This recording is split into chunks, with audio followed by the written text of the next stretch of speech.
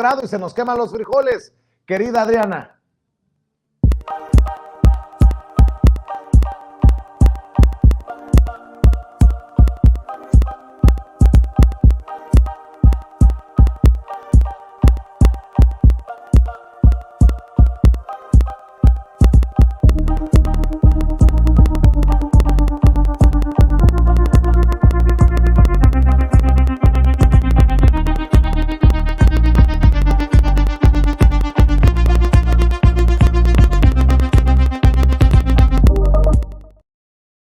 Con tantas noticias ofrezco disculpa por su generosa paciencia. A Yasmín Ugalde agradezco la paciencia y también a la invitada especial que tenemos para el día de hoy, diputada federal de Morena. Primero saludo a la querida Yasmín Ugalde, precisamente miembro integrante del Instituto Nacional de Formación Política de Morena. Querida Yasmín, ¿cómo estás? Muy buenas noches. Hola Vicente, pues buenas noches a ti, a tu auditorio y agradecer por supuesto la presencia también de la diputada Laura.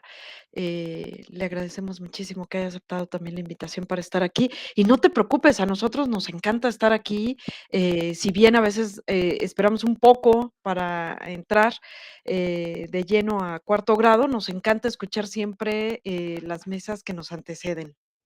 Gracias, eres muy generosa, Yasmín Ugalde. Hay que hablar de las narrativas después del voto sobre la reforma eléctrica y la ley minera, y para hablar de eso, saludemos pues a nuestra invitada especial, la diputada federal de Morena, Laura Imelda Pérez Segura, quien forma parte de la Comisión de Vigilancia de la Auditoría Superior de la Federación y de la Comisión Bicameral de Disciplina Financiera, y es parte de la Junta Directiva de las Comisiones de Presupuesto y Cuenta Pública y Hacienda y Crédito Público. Le agradezco mucho, diputada, y también para usted una disculpa por el tiempo que ha esperado en el sistema.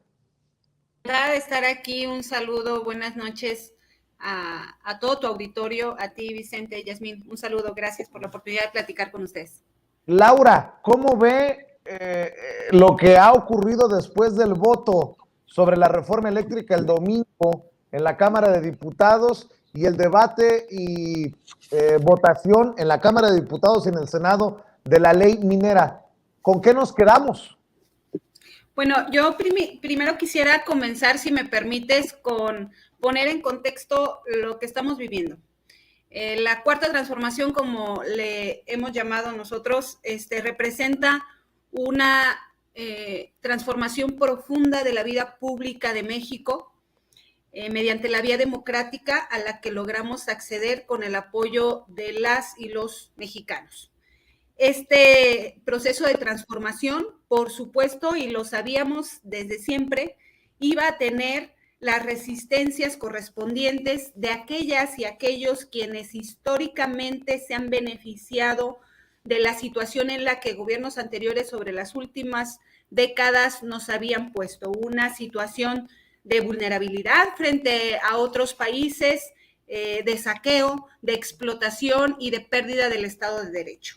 Por supuesto que esta transformación implica cambios muy precisos, algunos de ellos muy generales y algunos tan significativos como es la recuperación de la soberanía nacional, que se traducía, entre otras iniciativas y propuestas que se han discutido, en una reforma eléctrica que buscaba revertir los efectos de la reforma energética de Enrique Peña Nieto y otras prácticas que se venían haciendo al margen de la ley. Esta reacción de parte de la oposición, de la derecha, de todas aquellas y aquellos beneficiados por cómo estaba la situación antes de la llegada de este gobierno, por supuesto que iban a reaccionar. Y les vimos defender lo indefendible. Se hizo evidente que había en discusión dos grandes visiones de lo que es México, lo que es el país, y se ha venido viendo en otros escenarios, pero creo que este ha sido el más evidente, porque además la gente estuvo al tanto, y estuvo al tanto porque sabía que se estaba discutiendo la soberanía del país, se estaba discutiendo una visión en donde la energía eléctrica es un derecho humano, es un servicio enfrente de una visión de donde la energía eléctrica es un negocio. Esta gran discusión que llevó no días, porque no nada más fueron los días de debate en la Cámara de Diputadas y Diputados, sino desde mucho antes en foros, en Parlamento abierto, por todo el país los foros se realizaron. Por supuesto que iba a llegar a un punto de culminación en donde las y los mexicanos estaban atentos. Frente a esa evidente desvergüenza de defender los intereses extranjeros por encima del interés nacional de las y los mexicanos, por supuesto que la reacción iba a ser natural también de las y los mexicanos, porque por un lado les tenemos a ellas y a ellos defendiendo los privilegios, defendiendo a unos cuantos, defendiendo su modelo de país que no nos ha llevado más que a situación de pobreza y saqueo, y por otro lado tenemos a las y los ciudadanos apoyando este proyecto de transformación que en términos concretos se traduce, entre otras cosas, decía, en una reforma eléctrica. La reacción de las y los mexicanos, por supuesto, ha sido evidente. Nos han estado acusando cuando nosotros como representantes populares, lo que hemos hecho es hacer en una ventana más pública por el espacio que tenemos, por los espacios que se nos abren y por la visibilidad pública que tenemos, transmitir ese sentir de las personas, ese sentir de haber sido traicionados y de que hayan traicionado a la patria. Esta reacción, esta cadena de declaraciones, de acusaciones, creo yo sinceramente que es sana porque representa o es un signo de que hay mucho más avance en este país respecto de la politización de la gente, porque representa que la gente está enterada, sabe, reconoce, está al tanto, pero además tiene un criterio propio que le permite señalar de manera muy precisa y muy concreta lo que está viendo. Y lo que está viendo, pues, es una flagrante defensa de los intereses privados sobre los nacionales. Y pues estos días lo que hemos estado recibiendo, pues es el contraataque, ¿no? El acusarnos a nosotras, a nosotros, de manera particular, cuando en realidad es la voz de la gente, la voz de las y los mexicanos, quienes nosotros tratamos de llevar a los medios de comunicación, a los espacios que tenemos, acusarnos de todo, ¿no? De violentadores, de generadores de violencia. Lamentable que estemos viviendo tantos hechos de violencia. Este tema que hace rato se mencionaba en Nuevo León no es cosa menor, pero no nada más son ese escenario, o sea, son muchos factores que de manera simultánea estamos viviendo y que por supuesto van a provocar una reacción, declaraciones y afortunadamente posicionamientos de las y los mexicanos muy claros.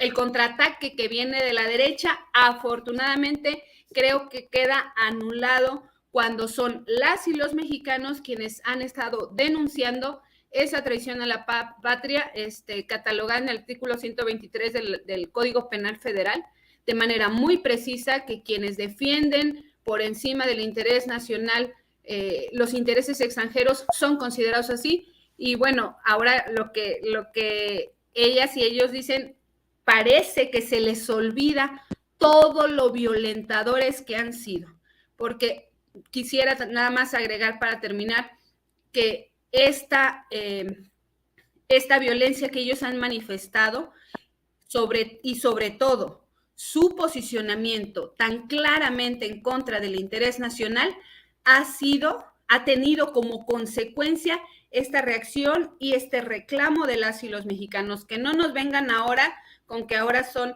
los violentados y las víctimas, cuando son sus acciones y sus discursos de odio los que han generado esta situación en la que hoy nos encontramos. Lamentable, pero creo que más lamentable que todo es esa reacción tan férrea, tan desesperada por conservar esos privilegios y retornar al poder. Así es, y Yasmín, agregando a lo que dice la diputada, en serio, yo preguntaba en qué momento llamarle a alguien traidor a la patria por un voto y por lo que ya hemos explicado aquí en muchas ocasiones se convirtió en un ataque y de odio.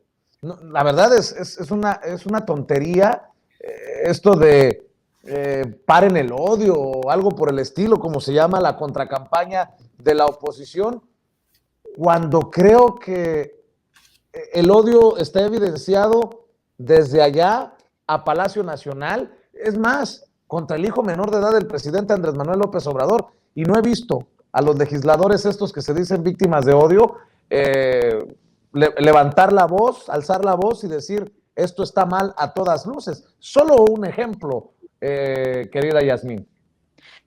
Sí, es que mira, hay grandes temas, es decir, esta narrativa post reforma eléctrica y ley minera, nos ponen varios escenarios, ¿no? O sea, es decir, creo que están tratando de jalar, sobre todo esta narrativa de la oposición, de la derecha, está tratando de jalar hacia varios espacios. Uno de ellos, pues, es este discurso que les quedó corto al respecto de que, pues, que no se logró nada después de la ley minera, dado que el litio ya era nuestro, ¿no? O sea, este discurso que trató de minimizar.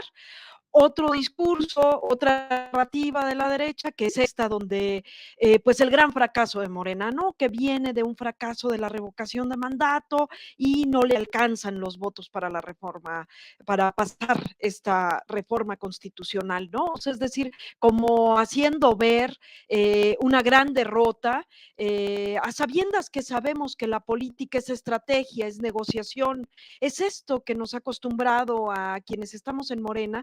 Llevamos muchísimos años. La estrategia no es solamente esto, que es algo que también a ellos se les olvida. Esto es un gran proyecto, no es una cosa aislada, una reforma aislada, tiene que ver con procesos mucho más profundos. Lo decía, de hecho, aquí la diputada. Y en esas narrativas, ¿no? Está también esta otra, ¿no? O sea, es decir, cómo voltean el discurso donde hay un reclamo de la ciudadanía, un reclamo legítimo, aparte un reclamo que está instaurado en la Constitución, no nos quedamos una, es decir, no tiene nada de violento señalar algo que está en la Constitución, que es la traición a la patria. Y claro, pues cómo, pues para ellos son intocables, han sido intocables durante años.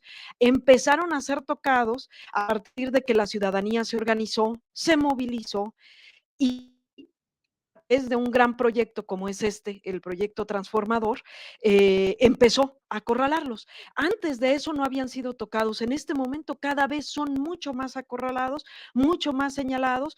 Que señalar que son unos traidores a la patria nos lleva a dos cosas en concreto. Una, que ya lo mencionaba creo que Alina en la anterior mesa, y es que la ciudadanía está pendiente de lo que está ocurriendo y está citando la Constitución. Eso pues en términos de formación política, de formación de ciudadanía, es un gran avance.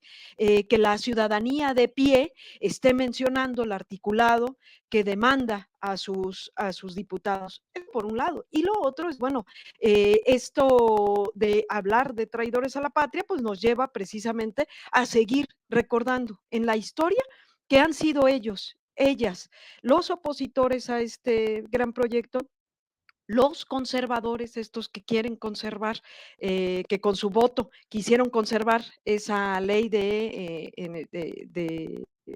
energéticos, pues, de Enrique Peña Nieto, lo han demostrado durante años, no nada más con este discurso del peligro para México, de que nos van a quemar a los que votemos por Morena, que si AMLO es Hitler y los de Morena somos los nazis, y como todo este discurso que por supuesto es violentador, polarizante, sino también han violentado las instituciones al poner mafiosos al frente de ellos, ¿no? De estas instituciones.